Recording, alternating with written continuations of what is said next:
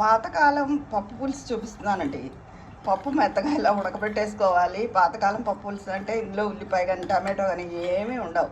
ఉత్తి పప్పు పులుసు, పచ్చిమిరపకాయ, కరివేపాకు, పోపు అంతే. చింతపండు పులుసు వేసుకోవాలి, చిన్న బెల్లం ముక్క, తగినంత ఉప్పు.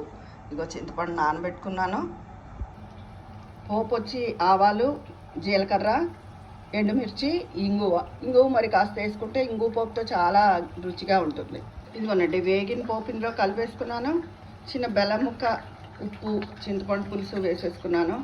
ఒక్క 5 నిమిషాలు దీన్ని మరగనివ్వాలి. ఇలా పాతకాలం ఇలాగే చేసేవారండి పప్పు పులుసు. ఇప్పుడంటే సాంబార్లని ఇవన్నీ వచ్చాయి, కానీ ఇదే ఎక్కువ.